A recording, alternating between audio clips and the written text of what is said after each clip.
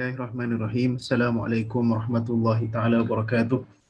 Alhamdulillahi rabbil alamin wassalatu wassalamu ala sayyidina maulana Muhammad wa ala alihi wa sahbihi ajma'in. Qala rabbi shrah lana sudurana wa yassir lana umurana wahlul 'uqdatam min alsinatina yafqahu aqwalana. Allahumma akhrijna min dhulumatil wahmi وأكرمنا بنور الفهم وافتح علينا بمعرفة العلم وسهل أخلاقنا بالحلم واجعلنا ممن يستمعون القول فيتبعون أحسنه آمين يا رب العالمين.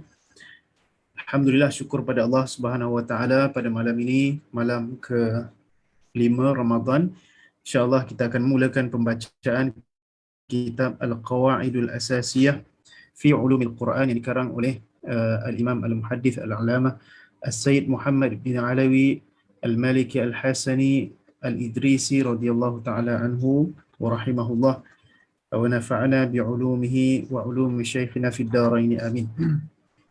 Jadi kitab ini sahabat-sahabat tuan-tuan guru boleh dapatkan dalam bentuk PDF. Dan kitab ini sebenarnya banyak digunakan sebagai muqarrar ataupun silibus pengajian ulum Quran di pesantren-pesantren di Indonesia. Kerana Said Muhammad ini ramai di kalangan pelajar-pelajar di kalangan orang Nusantara. Jadi kitab beliau banyak tersebar di pesantren-pesantren dan pondok-pondok di Nusantara. Jadi insyaAllah kita akan bacakan kitab ini dan kita akan berikan ta'liq secara ringkas bagi kitab ini insyaAllah sebagai mengambil keberkatan pada bulan Ramadan. Kita membaca kitab yang berkaitan dengan Al-Quran. Baik, Al-Qawaidul Asasiyatu fi Ulumil Quran. Al-Qawaid jamak bagi qaidah. Qaidah bermaksud suatu yang kulliyah, qadiyah kulliyah, tantabiq ala jami'il juz'iyat. Dan qawaid itu bermaksud dalam setiap ulum atau setiap ilmu daripada ulum Al-Quran, maka di sana ada kaedah-kaedah ataupun dawabit dalam setiap ilmu-ilmu pada membicarakan tentang ilmu Quran yang kita akan belajar sebentar lagi, dan dinamakan sebagai asasiyah kerana buku ini digunakan untuk peringkat asas. Mungkin kita boleh katakan sebagai matan, tetapi sebenarnya perbahasan dia agak detail, agak banyak, bukan agak detail, agak banyak perbahasan dalam buku ini, dan boleh untuk dipelajari bagi peringkat yang sudah mempelajari matan-matan yang asas. Baik, karangan As-Sayyid Muhammad bin Alawi Al-Maliki Al-Hasani, yang beliau adalah seorang tokoh Ahlussunnah wal Jamaah di bumi Al-Haramain Al-Syarifain, di bumi Hijaz. Dan beliau lahir pada tahun 1948 dan wafat pada tahun 2004. Jadi sempatlah, kalau dengan saya tu sempatlah dari sudut masa tu sempat, tapi tak sempat bertemu. Saya sendiri sempat bertemu dengan anak beliau saja, itu Said Ahmad, ketika saya menunaikan ibadah umrah. Jadi sempat bertemu dengan anaknya dan mendapatkan sanad kitab-kitab beliau. As-Sayyid Muhammad bin Alawi Al-Maliki banyak mengarang kitab-kitab yang beri khidmat kepada ahli sunnah wal jamaah, terutama pada zaman ketika tanah Hijaz ataupun bumi Mekah dan Madinah bertukar kerajaan kepada kerajaan Saudiah yang banyak menentang ataupun yang banyak tidak kita kata tidak selari dengan ulama-ulama ahli sunnah wal jamaah yang berada di tanah Hijaz. Dan Syekh Muhammad juga dikatakan beliau telah ingin ditangkap dan diletakkan ke dalam penjara, tetapi tidak berjaya pihak berkuasa kerana hubungan yang baik dengan pihak pemerintah, walaupun dari sudut mazhab yang kerajaan Saudi berpegang tidak sama dengan perjuangan yang dibawa oleh Syekh Muhammad bin Alawi Al-Maliki. Itu kisahnya mungkin panjang, tuan-tuan semua boleh dengar daripada guru masing-masing mungkin. Bismillahirrahmanirrahim. InsyaAllah kita akan baca. Qala al-musannif rahimahullah nafa'ana bi'ulumi wa ulumi syekhina fid darain amin. Bismillahirrahmanirrahim. Al-muqaddimatun. Alhamdulillahilladzi hadana lihadza wa ma kunna linahtadiya laula an hadana Allah. Wassalatu wassalamu ala sayyidina Muhammadin wa ala alihi wa ashabihi al-a'immatil huda wattabi'ina lahum bi ihsanin ila yaumil hasyri wan najah. Okay, saya besarkan sikit. Baik, alhamdulillah, segala puji bagi Allah yang telah memberikan hidayah kepada kita. Lihadza wa ma kunna linahtadiya laula an hadanallah, dan tidaklah kita semua mendapat hidayah jika tidak Allah SWT memberi hidayah kepada kita. Dan selawat dan salam kepada junjungan besar Nabi Muhammad SAW dan kepada ahli keluarga baginda, sahabat-sahabat baginda, a'immatul hudah, a'immah, imam-imam yang memberi petunjuk, wattabi'in lahum, dan pengikut-pengikutnya bi ihsan, dengan ihsan, ila yaumil hasyri wan najah, sehingga hari kebangkitan dan hari keselamatan. Amma ba'du, fahadhihi qawaidu usuliyah. Jadi ini ialah kaedah-kaedah, dan usul di situ bukan maksud usul fiqh, bukan maksud usuluddin, tapi di situ hanya disebut usul masail. Jadi qawaid usuliyah bermaksud asal kepada masalah-masalah yang disebutkan sebagai masalah ulumul Quran. Jadi dalam kitab ini menghimpunkan perkara-perkara atau kaedah-kaedah atau dawabit-dawabit, ataupun kita boleh kata ilmu-ilmu yang asas untuk mempelajari ulum Quran. Maka ada bab-bab yang penting, masail-masail yang kita kata usulul masail, bukan furu'ul masail. Jadi dalam kitab ini disebutkan usul masail sahaja, tidak disebutkan furu'nya. Jadi untuk yang nak belajar asas ulum Quran, maka sesuai sangatlah untuk mempelajari buku ini, kerana tidak menyebutkan secara detail tentang perbahasan-perbahasan ulum Quran. Yajibu ala kulli man arada an yatawassa'a fi qira'ati kutubi ulumil Qur'ani ma'rifatuha. Maka wajib bagi setiap orang yang ingin untuk mendalami pembacaan buku-buku ulum Quran, untuk mengetahuinya atau untuk mempelajarinya. Li'annaha muqaddimatun la budda minha lil mubtadi'in, kerana kitab ini ialah sebagai satu muqaddimah yang tidak untuk seseorang itu mempelajarinya, untuk mubtadi'in terutamanya, kerana mubtadi'in itu ialah orang yang yatasawwaru al-masail. Orang yang tasawur masail itu maka perlu untuk mempelajari kitab-kitab yang sesuai dengan peringkat mubtadi'. Min tullabil ilmi syarif, daripada penuntut ilmu yang mulia. Waqad sammaynaha al-qawaidul asasiyatu fi ulumil Quran, dan kami telah namakan kitab ini sebagai al-qawaidul asasiyah fi ulumil Quran. Nas'alullah ta'ala an yanfa'a biha kama nafa'a bi aslihal musamma bi zubdatil itqan. Jadi Tuan Pengarang Syekh Muhammad ada mengarang sebuah kitab namanya Zubdatul Itqan, bermaksud ringkasan daripada kitab Itqan, karangan Al-Imam Jalaluddin Abdul Rahman As-Suyuti rahimahullah. Jadi kitab ini sebagai asas kepada kitab Zubdatul Itqan yang dikarang sendiri oleh Syekh Muhammad sendiri. Syekh Muhammad ni memang takhasus dia ialah dalam bidang hadis dan juga bidang ulum Quran, kerana beliau telah mendapat darajah ad-doktorah, pangkat doktor falsafah di Universiti Al-Azhar Al-Sharif. Jadi peringkat doktor falsafah pada zaman tu sangat tinggilah nilai dia.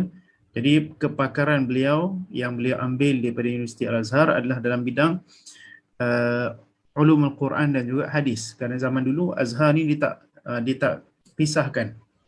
Zaman sekarang Al-Azhar Sharif, Universiti Al-Azhar dipisahkan takhasus antara hadis dan tafsir. Zaman dulu tak pisahkan. Belajar tafsir dan sama belajar hadis. Zaman sekarang dia pisahkan. Ada syu'bah hadis, ada syu'bah tafsir. Zaman dulu, zaman Syekh Nuruddin Itir, zaman Syekh Said Muhammad Alawi, dia belajar at-tafsir wa ulum al-hadis, atau at-tafsir wal hadis. Qism tafsir wal hadis, dia belajar dua-dua. Jadi zaman Syekh Muhammad, dia mempelajari atau takhasus yang diambil dalam bidang beliau dalam peringkat kedoktoran adalah bidang tafsir dan juga ulum hadis, ataupun tafsir dan juga hadis. Sebab itu beliau banyak mengarang kitab berkaitan dengan ulum Quran dan juga hadis. Baik. Waqad qara'tu kutub hadzal ilm ala jumlatin minal a'immah. Jadi Syekh Muhammad rahimahullah menerangkan berkaitan dengan sanad dirayahnya. Bermaksud ilmu tentang ulum Quran ini diambil daripada siapa? Kata beliau rahimahullah, aku telah membaca kitab-kitab yang berkaitan dengan ilmu ini, iaitu ilmu ulum Quran, ala jumlatin minal a'immah, daripada sebahagian ataupun sekumpulan daripada imam-imam. Jadi beliau sebutkan nama guru-gurunya dan sanadnya sampai kepada Tuan Pengarang. Minhum Sayyidil Walid Alawi ibn Abbas Al-Maliki Al-Hasani. Jadi beliau ini adalah daripada ailah ataupun usrah ilmiah.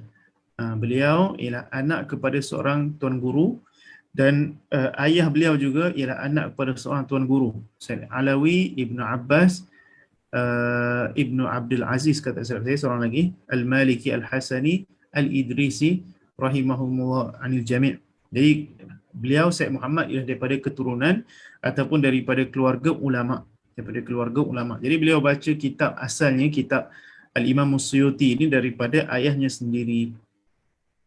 Wa arwihi anhum, dan aku meriwayatkan daripadanya dengan sanad diriwayah dan juga riwayah, bi asanidihil mufassalah fi kutubil asanid, dengan sanad-sanad mereka terperinci dalam kitab-kitab sanad.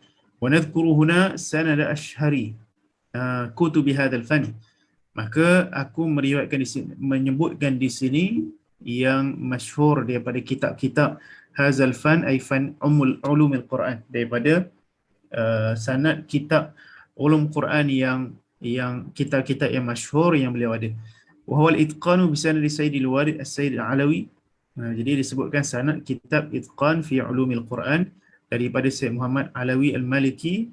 Kalau kita belajar terus dengan beliau, tapi saya tak belajar terus dengan beliau. Saya ambil sanad ni daripada anak beliau, Syekh Ahmad bin Muhammad bin Alawi Al-Maliki Al-Hasani. Jadi sanad saya bersambunglah, sanad dari sudut riwayah. Faqad qara'tu alaihi kitab al-Itqan fi Ulumil Quran lil Hafiz Jalaluddin Abdul Rahman ibn Abi Bakrin As-Suyuti rahimahullah. Wal walid, itu ayah dia, Syed Alawi, qara'ahu ala abihi As-Sayyid Abbas. Dia Abbas dulu baru Abdul Aziz. Ayah kepada Syed Alawi namanya Syed Abbas ibn Abdul Aziz Al-Maliki Al-Hasani. وهو قرأه على شيخيه الشيخ محمد عابد مفتي المالكية بمكة المكرمة وسيد أبي بكر شطا المكي عن شيخه مع السيد أحمد زين السيد أحمد ابن زيني دحلان مفتي البلد الحرام، اسمه علماء مشهور. عن شيخه الشيخ عثمان ابن حسن الدمياطي عن الشيخ عبد الله بن حجازي الشرقاوي، شيخ الشرقاوي معروف. عن الشمس محمد بن سالم الحفني عن الشيخ محمد بن محمد البديري عن الشيخ أبي الضياء علي بن علي الشبراملسي atau شبراملسي عن الشيخ علي الحلبي عن الشيخ علي الزيادي عن السيد يوسف الأرمايوني عن الحافظ الجلال السيوطي رحمه الله ورضي الله تعالى عنه وأرضاه. Jadi Al-Imam Suyuti adalah antara pelopor dalam ilmu ulum Quran, kerana beliau menghimpunkan kitab-kitab yang terdahulu dalam bidang ulum Quran, seperti kitab Al-Imam Al-Bulqini, kitab Al-Imam Ibn Al-Jawzi dalam ulum Quran, kemudian menghimpunkan dalam satu kitab namanya Al-Itqan. Dan Al-Itqan itu menghimpunkan sangat banyak, itu lebih 80 daripada bab-bab dalam ulum Quran. Dan orang-orang ataupun ulama-ulama yang selepas daripada Al-Imam Suyuti banyak mengikut jalan ataupun mengikut bab yang telah ditulis oleh Al-Imam Suyuti sahaja. Jadi boleh kata antara Imam Suyuti antara ulama yang menyusun semula ilmu ulum Al-Quran, yang asalnya ilmu ulum Quran ini terdapat dalam kitab-kitab tafsir. Ya, kalau dalam tafsir At-Tabari, tafsir Al-Qurtubi, dalam muqaddimah tafsir itu disebutkan tentang ilmu ulum Quran. Tapi bermula daripada zaman-zaman yang saya sebutkan tadi, Al-Imam Al-Bulqini, Al-Imam Ibn Al-Jawzi, dan akhir sekali Al-Imam Suyuti, itu peringkat ilmu ulum Quran itu diasingkan daripada kitab-kitab tafsir. Kata buah Asyid Muhammad Ibn Sayyid Alawi Al-Maliki Al-Hasani radhiyallahu ta'ala anhu. Baik, muqaddimatun fi ulumil Quran allati hiya mustalahut tafsir. Baik, jadi ini masih lagi muqaddimah berkaitan dengan mabadi' asyarah bagi ilmu ulum Quran. Prinsip 10 prinsip asas yang perlu diketahui sebelum seseorang itu mempelajari berkaitan dengan sesuatu ilmu. Baik, muqaddimatun fi ulumil Quran allati hiya mustalahut tafsir. Jadi Syed Muhammad menamakan ulum Quran itu sebagai mustalah at-tafsir.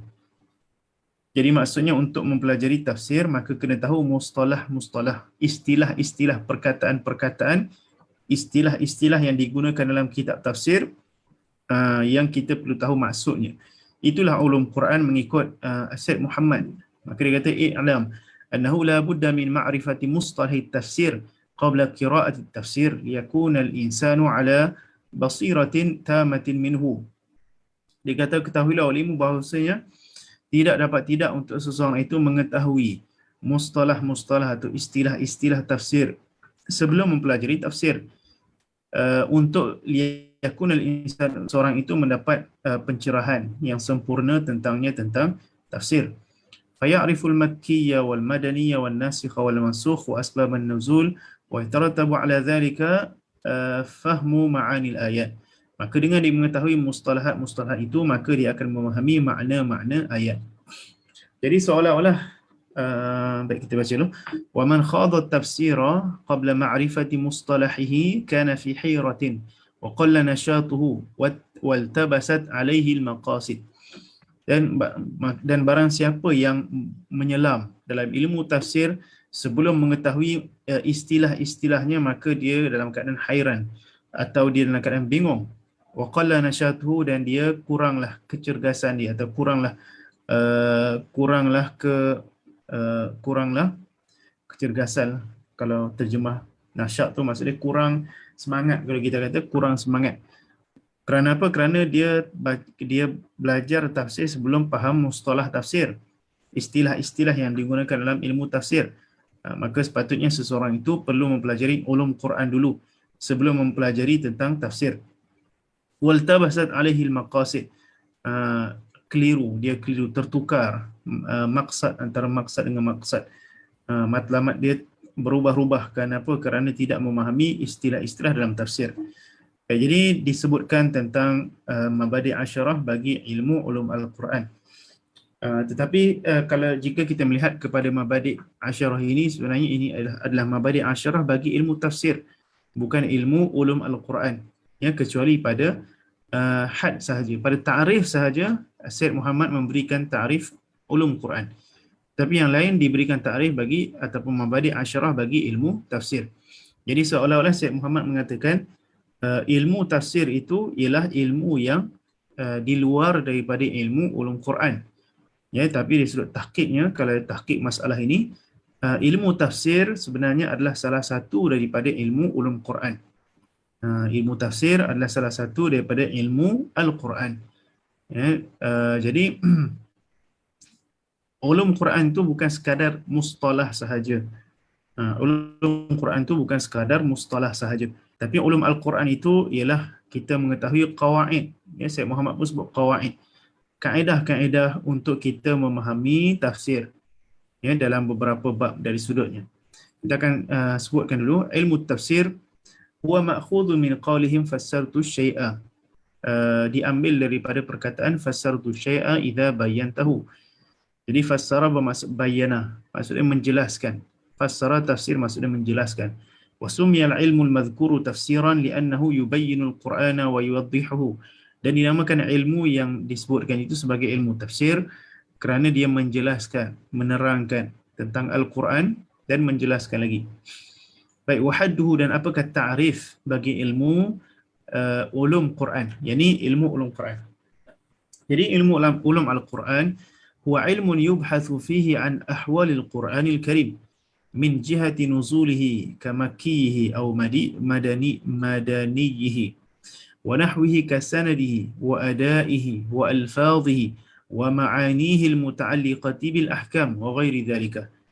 Jadi maksud ulum Al-Quran ialah satu ilmu yang dibahaskan padanya tentang sudut-sudut dalam Al-Quran dari sudut penurunannya.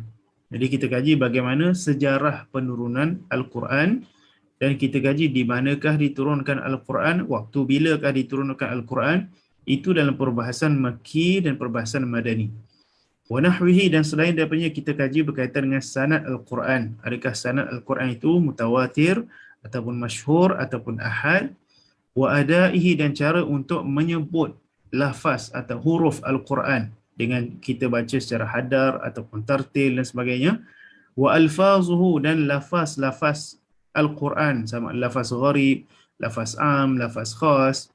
Wa ma'anihi al-muta'alliqati bil ahkam, dan makna-makna Al-Quran yang berkaitan juga dalam ilmu usul fiqh dan ilmu balaghah dan sebagainya, wa ghairi dhalika. Jadi ilmu ulum Al-Quran ialah mabahis kuliah. Mabahis kuliah itu disebutkan oleh Syekh Nuruddin Aitir, bermaksud satu perbahasan yang bersifat kulli. Kulli ni bawah dia banyak juz'iyat. Satu perbahasan disebutkan secara perbahasan kulli, bawah dia banyak juz'iyat. Contoh kita bahaskan tak apakah itu Makki dan apakah itu Madani. Maka di bawah Makki dan Madani itu banyak afrad. Contoh ayat ni, ayat sekian. Contoh surah Al-Kawthar, Makki ke Madani. Surah An-Nas, Makki ke Madani. Al-Fatihah, Makki ke Madani. Ada perbahasan manazala mutakarriran, apa yang turun 2 kali. Surah Al-Fatihah turun 2 kali. Jadi dalam setiap perbahasan dalam ilmu ulum Quran ada banyak contoh-contoh. Juz'iyat ni maksudnya contoh-contoh lah. Ya, ataupun kita sebut afrad dalam ilmu mantiknya. Jadi dalam satu perbahasan banyak contoh-contoh dia. Jadi dengan kita faham perbahasan itu, maka kita akan faham ayat-ayat Al-Quran yang termasuk dalam kategori ataupun perbahasan itu. Okay, sebab itu ilmu ulum Al-Quran ini tentang qawaid, tentang kaedah yang kita, bila kita faham satu kaedah itu, maka kita mudah untuk faham semua ayat Al-Quran ini dikategorikan dalam, kalau kaedah itu dalam kategori mana dan sebagainya. Sebab itu penting untuk memahami ulum Al-Quran sebelum kita mempelajari Al-Quran. Ya, ada setengah orang pada zaman sekarang yang mengenepikan ilmu ulum Al-Quran. Ya, dengan dia cukup dah dia faham dengan terjemahan, cukup dah dia faham dengan hanya terjemahan Al-Quran sahaja, maka tidak perlu untuk mempelajari tentang ulum Al-Quran. Jadi itu sebenarnya adalah kefahaman yang kita boleh kata kefahaman yang sesuai dengan tahap orang awam untuk mempelajari Al-Quran, hanya sekadar mengetahui maknanya sahaja. Jadi itu masih lagi jauh daripada apa yang sebenarnya yang sepatutnya dipelajari tentang Al-Quran. Kerana Al-Quran itu lebih dakik, lebih dalam lagi, lebih kefahamannya lebih mendalam daripada terjemahan-terjemahan yang kita baca. Tapi untuk orang awam, tidak mengapa untuk mempelajari Al-Quran hanya dengan membaca tafsir ataupun terjemahan, itu sekadar permulaan. Ya, tapi Al-Quran itu perlu dipelajari daripada guru yang memahami ilmu ulum Al-Quran.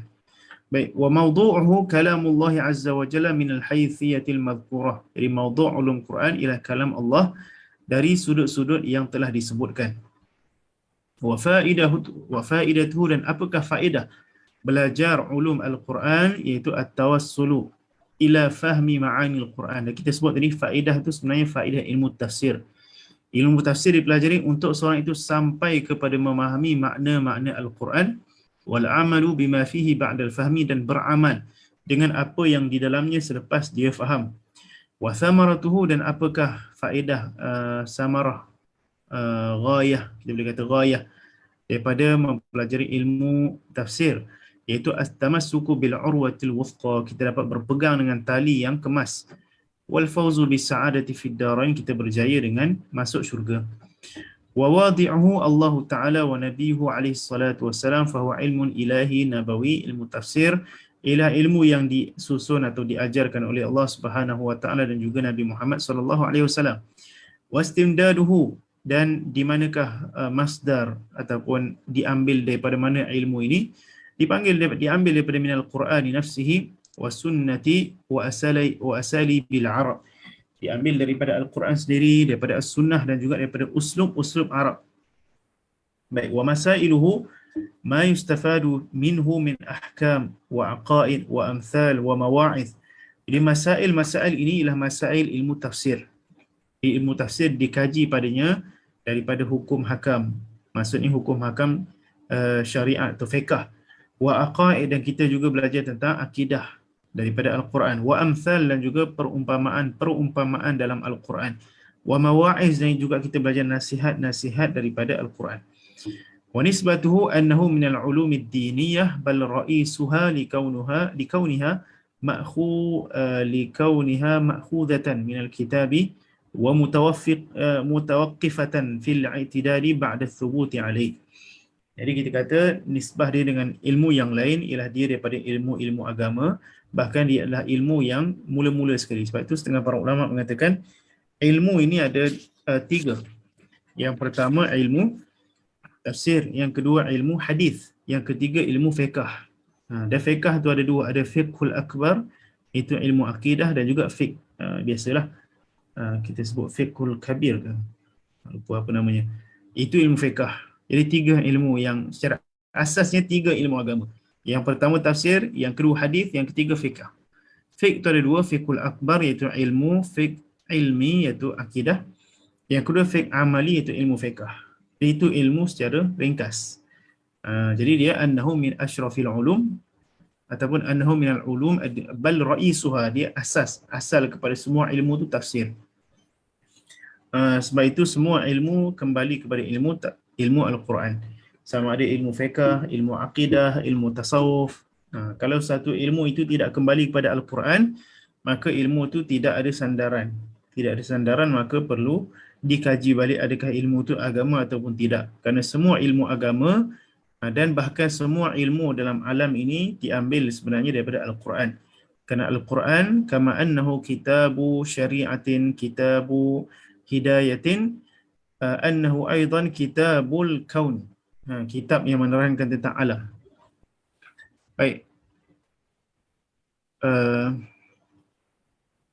Wa fadluhu annahu min asyrafil ulumi wa ajalliha, yang paling mulia, yang paling agung. Lianna al-ulum innama tashrufu bi syarafi mawdu'atiha, kerana ilmu itu akan mulia dengan mawdu'nya. Wa mawdu'uhu ajal wa asyraf, dan mawdu' perbincangan ataupun apa yang dikaji dalam ilmu ulum Quran ini ialah ilmu yang paling mulia. Itu ilmu tentang Al-Quran kalamullah. Wa amma bayanul hajati ilaih, apa keperluan kita perlu mempelajari tentang ilmu tafsir? Maka kata Sayyid Alawi Al-Maliki, Al-Imam Al-Allama Sayyid Muhammad Alawi Al-Maliki rahimahullah radhiyallahu anhu, dia kata فَلِأَنَّ فَهْمَ الْقُرْآنِ الْمُشْتَمِلِ فَلِأَنَّ فَهْمَ الْقُرْآنِ الْمُشْتَمِلَ على الأحكام الشرعية التي هي مدار السعادة الأبدية. Kerana memahami Al-Quran yang terangkum padanya hukum-hukum syarak, dan hukum syarak itu ialah madar as-sa'adah al-abadiyah. Hukum syarak itulah yang menjadi madar ni tempat berlega asalnya. Kita boleh kata hukum syarak telah menjadi sebab untuk kebahagiaan yang abadi. Wahiyal urwatul wuthqa, dan ia adalah tali yang kukuh. Amrun asir, maka untuk memahami Al-Quran itu ialah satu perkara yang asir, susah. La yuhtada ilaihi, la yuhtada syakhsun, tidak akan diberi petunjuk seseorang kepadanya illa bitaufiqin min al-latifil khabir, melainkan dengan mendapat taufik daripada Allah Subhanahu wa taala yang bersifat al-latif al-khabir. Hatta inna as-sahabata radhiyallahu anhum ala uluwi ka'bihim fil fasaha, hatta sehingga para sahabat radhiyallahu taala anhum, walaupun mereka itu tinggi ilmunya, ada fasahah, pada fasihnya mereka dalam lisanul Arab, wastinarati bawatinihim, walaupun mereka itu bercahaya batin mereka daripada kekotoran macam kita di akhir zaman ini, walaupun mereka itu orang yang soleh, walaupun mereka itu orang yang fasih, bima asyraqa 'alaiha min mishkatin nubuwah, daripada cahaya itu diambil daripada cahaya kenabian. Walaupun begitu, kanu kathiran ma yarji'una ilaihi sallallahu alaihi wasallam. Walaupun begitu, mereka dengan mereka fasihnya, fahamnya bahasa Arab, walaupun mereka itu bercahayanya hati mereka kerana mereka sahabat Rasulullah, generasi manusia yang terbaik, dengan begitu pun mereka banyak bertanya, merujuk kepada Rasulullah SAW bisual, dengan pertanyaan al-asya' lam yu'ariju 'alaiha, yang mereka tidak mengetahuinya. Walam tasil afhamuhum ilaiha, dan kefahaman mereka tak sampai kepadanya. Kama waqa'a li Adi bin Hatim fil khaytil abyadi wal aswadi, seperti mana yang berlaku kepada seorang sahabat Nabi namanya Adi bin Hatim pada benang putih dan benang hitam. Kerana daripada ayat Al-Quran, Allahumma salli ala Muhammad, surah Al-Baqarah, fakulu washrabu hatta yatabayyana lakum al-khaytul abyadu min al-khaytil aswadi min al-fajr. Makan dan minumlah sehingga jelas kepada kamu benang putih daripada benang hitam. Jadi Adi bin Hatim dia pun ambil benang putih dan benang hitam letak bawah bantal dia. Sedangkan yang dimaksudkan dengan benang putih dan benang hitam itu ialah minal fajri. Benang putih itu ada cahaya fajar yang keluar daripada kegelapan malam. Jadi kefahaman itu tidak difahami oleh Adi bin Hatim, seorang sahabat Nabi yang fasih, orang Quraisy, dan juga sahabat Nabi pun tak faham ayat Quran. Wala syakka anna muhtajuna ila ma kanu muhtajuna ilaihi wa ziyadah. Oleh sebab itu kita ni lagi berhajat untuk memahami ilmu Quran ni lebih daripada sahabat Nabi lagi, wa ziyadah, kerana sahabat Nabi pun tak faham. Sahabat Nabi yang dah faham, orang Arab sendiri pun tak faham. Kita ni yang orang Melayu lagi dah susah kita nak faham bahasa Arab. Kita susah nak faham Al-Quran. Sebab itu kefahaman tentang Al-Quran ini bukan boleh dibuat main.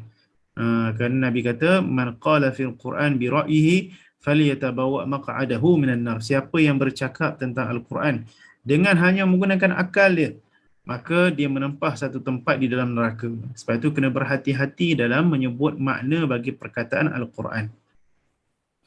Baik, haddul Quran. Jadi rasanya kita berhenti setakat ini dahulu. Kelas kita, pengajian kita hanya setengah jam sahaja. Kitab ni mungkin kita tak sempat khatam lah bulan puasa ni. Ya, saya hanya mengisi kekosongan waktu malam di bulan puasa ni. Mudah-mudahan ada sedikit pengisian berkaitan dengan Al-Quran yang kita dapat fahami. Kita gunakan ilmu ini untuk kita memahami Al-Quran Karim, insya-Allah. Wallahu alam, jazakumullah khairan kepada semua yang menonton. Insya-Allah kita akan sambung setiap hari Sabtu dan Rabu pada jam 10.30 malam sehingga jam 11 malam. Kita akan isi sedikit pengisian berkaitan dengan bagaimana cara untuk memahami Al-Quran dengan menggunakan ilmu ulum Al-Quran, insya-Allah. Wallahu subhanahu wa ta'ala a'la wa alam, jazakumullah khairan. Assalamualaikum warahmatullahi ta'ala wabarakatuh.